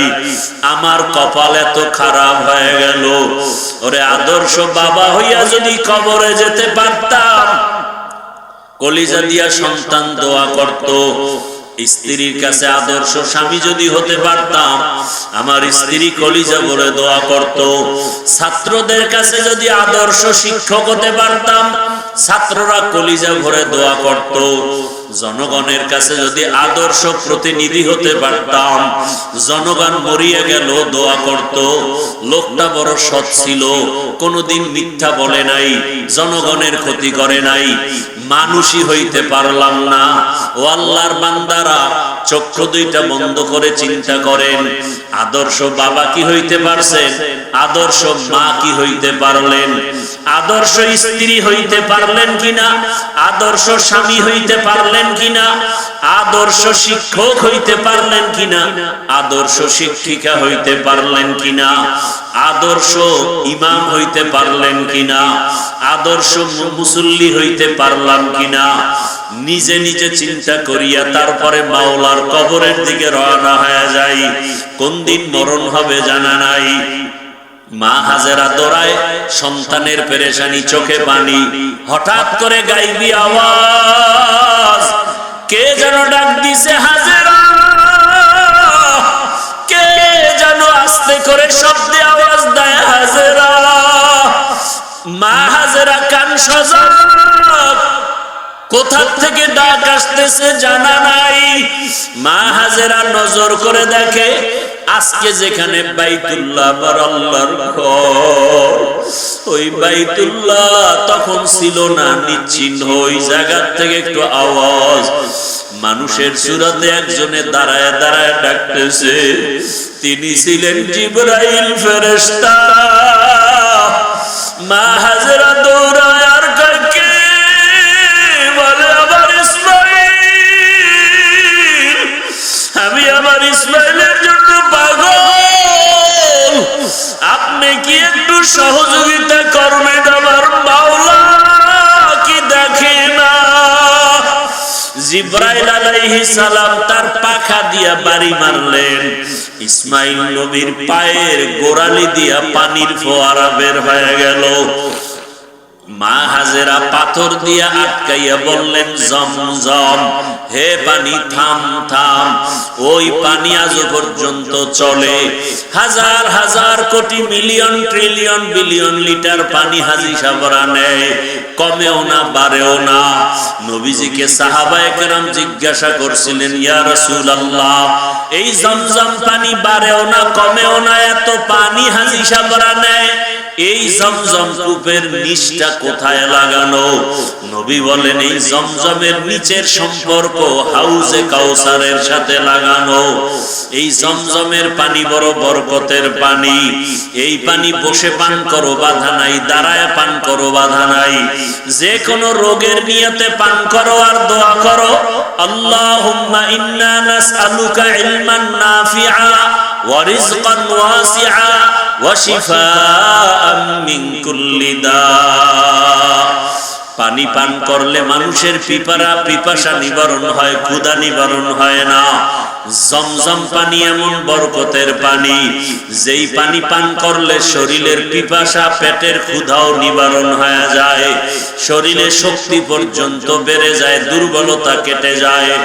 এমন বরকতের পানি ইসমাইল নবীর কারণে আল্লাহ দান করলেন। মা হাজেরা পানি পান করলেন, বাচ্চাকেও পান করালেন, ক্ষুধা নিবারণ হয়ে গেল। ইসমাইল নবী আস্তে আস্তে বড় হইতে হইতে, কেউ বলে 14 বছর, কেউ বলেন 15 বছর বয়স যখন হয়, ইব্রাহিম নবীর উপরে আবার পরীক্ষা। স্বপ্নে দেখায়, ইব্রাহিম, তোমার আদরের বস্তু আমার রাস্তায় কোরবানি করো। এইভাবে ইব্রাহিম নবী 3 দিন স্বপ্ন দেখলেন, 100 উট কোরবানি করলেন। সর্বশেষ যখন একই স্বপ্ন দেখলেন, ইব্রাহিম নবী বুঝতে পারলেন, আমার কলিজার আপন ইসমাইল ছাড়া কেউ নাই। আল্লাহর হুকুম আসছে তাকে জবাই করার জন্য। আর দেরি নাই, এইবার ছুরি আর রশি নিয়া ইসমাইলের জবাই করার জন্য রওনা বাইতুল্লাহর কাছে। বহুদিন পরে ইসমাইলের এলাকায় এসে দেখেন, যে এলাকায় মানুষ নাই, জঙ্গল, ওই এলাকায় এখন মানুষের বসবাস, বাড়ি ঘর, মানুষ ফসল আদি করতেছে। ইসমাইল মাঠে খেলাধুলা করে। নবী তো চিনতে পারেন না, দেখে অন্য বাচ্চারাও খেলে। ইব্রাহিম নবী ডাক দিয়ে কয়, ও আমার এলাকার মানুষ, তোমরা জানোনি এখানে ইসমাইল নামের একটা সন্তান আছে, মায়ের ঘরে থাকে? বলে হ্যাঁ। ওর ঘরটা কোথায়? বলে ওই কিনারায়। ইব্রাহিম নবী চলে গেলেন, গিয়া দেখে ঘরের মধ্যে ইসমাইল নাই, খেলতেছে। ইব্রাহিম নবী তালাশ করিয়া ডাকছে, বাবা ইসমাইলের যখন ডাকি, ইসমাইল আসে না, চিনে নাই, নি আমার বাবা। ইসমাইলের নিয়ে ঘরে গিয়া দেখে হাজেরার কান্না, সন্তানের কান্না, বহু বছরের বিরহের বেদনা, কলিজা ভরা মোহাব্বতের কান্না। ইব্রাহিম নবী চিন্তা করলেন, ভালোবাসার কারণে আবার না জানি আল্লাহ বেজার হয়ে যায়। মা হাজেরাকে হিকমতে বললেন, ইসমাইলের সাজাইয়া দাও কোরবানি করার জন্য। আরে দাওয়াতে যাব, মালিকের দাওয়াত। মা হাজেরা ভাবলেন, দুনিয়ার কোন মালিকের দাওয়াত, জবাই করার কথা বলেন নাই। মা হাজেরা ইসমাইলের সুন্দরভাবে গোসল করায়া সাজাইয়া যখন বাবার হাতে তুলে দিলেন, মা হাজেরা বিদায় দিয়া দরজার কিনারায় দাঁড়ানো। ইব্রাহিম নবী হাঁটেন, ইসমাইল পেছনে হাঁটতেছেন। ইসমাইল নবী যাচ্ছেন বাবার সাথে দাওয়াতে। বাবা ইব্রাহিমের হাতে যে তরবারি, ছুরি আছে, ইসমাইল জানে না, হাজেরাও জানে না। ইবলিসের মাথা গরম হয়ে গেল, শয়তান ধোঁকা দেওয়ার জন্য ইসমাইলের কাছে গেল। ইব্রাহিম নবীরে ধোঁকা দিল, পাথর মারলো। দুইজনে পাথর মারার কারণে আল্লাহ তাআলা আইন করে দিলেন, কিয়ামত পর্যন্ত ইব্রাহিম আর ইসমাইল যেখানে পাথর মারছে, হাজী সাহেবদেরও পাথর মারতে হবে, না হয় হজ কবুল করা হবে না। এইভাবে করে করে যখন মিনা বাজারে চলে গেল, কোরবানি দেওয়ার জায়গা যেখানে এখন হাজী সাহেবরা কোরবানি দেয়, ওখানে নিয়ে ইব্রাহিম নবী ভাবলেন আমার সন্তানটা কেমন আল্লাহর মহব্বতের একটু পরীক্ষা করি। ইব্রাহিম নবী বললেন ইন্নী আরা ফিল মানাম আন্নী আযবাহুকা ফানজুর মাযা তারা। ও বাবা ইসমাইল, আমি স্বপ্ন দেখলাম তোমাকে জবাই করতেছি, বলো তোমার কি মতামত। সন্তান ইসমাইল সাথে সাথে জবাব দিয়া বলল ইয়া আবাতি ফাল মা তুমার সাতাজিদুনি ইনশাআল্লাহু মিনাস সাবিরিন। ইসমাইল বলে আব্বা জান, দেরি না করে স্বপ্ন তাড়াতাড়ি আপনি বাস্তবায়ন করেন, ইনশাআল্লাহ ধৈর্য ধারণকারীদের মধ্যেই আমাকে পাবেন। ইতিহাসবিদরা লেখে এই কথা বলার পরে ইসমাইল একটু বিনয়ের সাথে বলতেছিল বাবা, এই কথাটা যদি একটু বাড়িতে বসে বলতেন, আমার দুঃখিনী মায়ের থেকে একটু বিদায়ের সালাম জানায় আসতাম। যেই মা দুঃখিনী আমারে কত কষ্ট করে লালন পালন করেছে, দুধ নাই পানি নাই মা, খানা নাই, জঙ্গলের ভেতরে কতদিন পর্যন্ত কষ্ট করে আমাকে লালন পালন করেছেন। আমার মার কাছ থেকে একটু বিদায়ী সালাম দিয়ে আসতে পারতাম। ও বাবা বলেন না এখনো দুঃখ নাই? আপনি আমাকে জবাই করার পরে আমার রক্ত মাখা জামা কাপড় নিয়ে বাড়ি যাবে, মা যদি দেখে ইসমাইল নাই, আপনার কাছে প্রশ্ন করবে ইসমাইল কই? আমার পক্ষ থেকে আমার আম্মা জানকে সালাম জানায় দিবে আর বলবে হাসরের ময়দানে মুলাকাত হয়ে যাবে। আব্বা জান আপনি তাড়াতাড়ি আমাকে জবাই করেন, আপনার চোখ দুইটা বেঁধে নেন, কারণ জবাই করার সময় যদি আপনার নজর আমার উপরে পড়ে মায়া লাগবে, জবাই করতে পারবেন না। ও বাবা আমার হাতে পায়ে রশি দিয়া বাঁধে, যদি জবাই করার সময় যদি আমার হাতে পায়ের নাড়াচাড়া আপনার শরীরের মধ্যে লেগে যায়, তাহলে বেয়াদবি হবে, আল্লাহ বেজার হয়ে যাবে। ইব্রাহিম যখন ছুরি নিয়ে রেডি, আল্লাহ কয় ছুরি খবরদার আমার ইসমাইলের একটা পশম যেন কাটে না। ছুরি যখন গলায় চালাইতে শুরু করলেন, ইসমাইল নবীর একটা পশম কাটতে পারলো না। দ্বিতীয়বার আবার যখন পরীক্ষা করতে শুরু করলো, রক্ত হাতে না লাগা পর্যন্ত ছুরি চলবে। আল্লাহ ডাক দিয়া কয় জিবরাইল, আমি তো ইসমাইলের জবাই চাই না, আমি চাইছি তাদের অন্তরের মুহাব্বত। তাদের অন্তরের মুহাব্বত পরীক্ষায় তারা পাস করেছে, তুমি তাড়াতাড়ি জান্নাত থেকে একটা দুম্বা নিয়ে যাও, ইব্রাহিমের ছুরির নিচে দিয়া দাও আর ইসমাইলের সরায়া দাও। ও পর্দার আড়ালের মা বোনেরা, ও বৃদ্ধ বাবাজিরা, আমার কলিজার যুবক বাবারা, সামনে কোরবানির পরীক্ষা, ওই সন্তান কোরবানি করার পরীক্ষা। যদিও সন্তান জবাই দিবেন না, আল্লাহ আমাদেরকে পশু জবাই করার জন্য ব্যবস্থা করে দিলেন, তবে সন্তানটাকে জবাই না করলেও আল্লাহর পথে চালানোর কোরবানি তো দিতে হবে। নামাজে বাধা দেওয়া যাবে না। ও মা বাবারা, সন্তানটাকে বেপরদায় চলতে দেওয়া যাবে না, কোরআনওয়ালা বানাতে হবে। ডাক্তার ইঞ্জিনিয়ার প্রফেসর বানাবেন, তবে নেক আমলওয়ালা ডাক্তার বানান। কত ডাক্তার আছে নামাজ পড়ে, কত ইঞ্জিনিয়ার নামাজ পড়ে, কত র্যাব আর্মি পুলিশ বিডিআরের চাকরি করে, নামাজি অভাব নাই। এমন একটা সন্তানকে আপনি চাকরিজীবী বানান, নামাজি চাকরিজীবী, নামাজ পড়বে, কোরআন পড়বে, মা বাবার জন্য দোয়া করবে। এতদিন যারা গুনার ভিতরে ছিলেন তওবা করেন। ও আল্লাহ, ইব্রাহিম নবীকে যেভাবে পরীক্ষায় পাস করায় নিয়েছেন, আমাদেরকেও পাস করায় নেন। আমাদের সন্তানের পরীক্ষায় যেন আমরা ফেল না করি। ও যুবক বাবারা, তওবা করো, আর দাড়ি কাটবা না, নামাজ ছাড়বা না, বেপরদায় চলবা না। ইসমাইল নবীর মতো আল্লাহর হুকুমের সামনে নিজেকে কোরবান করে দাও। মরিয়া গেল, দাড়ি কাটবো না, নামাজ ছাড়বো না, মোবাইলে গুনাহ করব না। ইব্রাহিম নবীর মতো বৃদ্ধ বাবাজিরাও তৈরি হয়ে যান, আল্লাহর হুকুমের সামনে আর কোনোদিন আমি বিরোধিতা করব না। মা হাজেরার মতো মা বোনেরাও তৈরি হয়ে যান। হাজেরা যেমন ইসমাইলকে আল্লাহর রাস্তায় কোরবানি দিতে একটু প্রশ্ন করেন নাই, বরং শুকর আদায় করেছেন। আপনারাও সন্তানটাকে আল্লাহর পথে চালান। ডাক্তার হবে নামাজি ডাক্তার, নামাজ পড়নেওয়ালা ইঞ্জিনিয়ার, নামাজ পড়নেওয়ালা একজন প্রফেসর। আল্লাহ সবাইকে তৌফিক দান করেন, আমিন।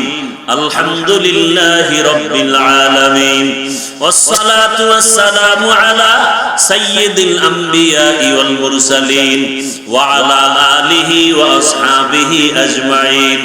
ইয়া আরহামার রাহিমিন, ইয়া আরহামার রাহিমিন, ইয়া আরহামার রাহিমিন। রব্বিরহামহুমা কামা রাব্বায়ানি সাগীরা। আল্লাহুম্মা ইন্নাকা আফুউন কারীম তুহিব্বুল আফওয়া ফা'ফু আন্না। আল্লাহুম্মা ইন্না নাসআলুকা রিযাকা ওয়াল জান্নাহ ওয়া নাউযু বিকা মিন সাখাতিকা ওয়ান নার। ও দয়ার মালিক, গুনাহের বোঝা নিয়ে আপনার দরওয়াজায় হাজির।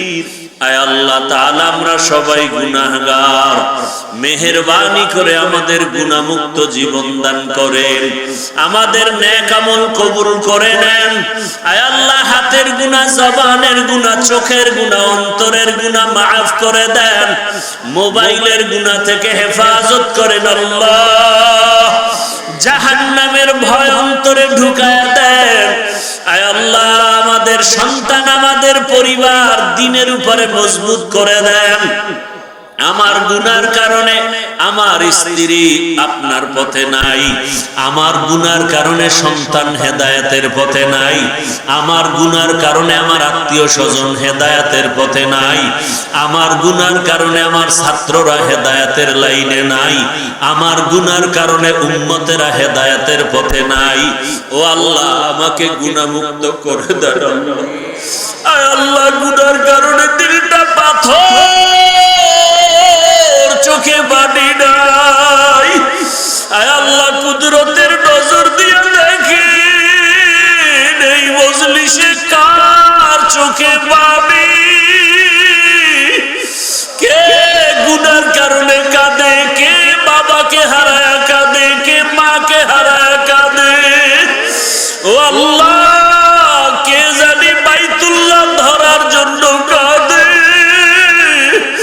কে যেন নবীর রওজায় সালাম দেওয়ার জন্য কাঁদে। আপনার কত আশিকেরা বাইতুল্লাহ ধইরা ধইরা লাব্বাইকের আওয়াজ দেয়। আয় আল্লাহ, কত আশিকরা নবীর রওজায় গিয়ে সালাম জানায়। ওরে কত মোহাব্বতের বন্ধুরা গিয়া মেসেজ দিছে, হাফিজ ভাই আমরা মদিনার রওজায় নবীর কাছে সালাম দিয়েছি। কেউ বাইতুল্লাহ গিয়া বলে, ভাইজান আমরা বাইতুল্লাহ লাব্বাইকের আওয়াজ দিয়েছি। ও আল্লাহ, আমাদেরকে কি নিবে না? আয় আল্লাহ, বাইতুল্লাহ ধইরা কি লাব্বাইক বলার ব্যবস্থা করে দিবা না? রাসূলের রওজায় গিয়ে সালাম দিতে বারবার মনে চায়।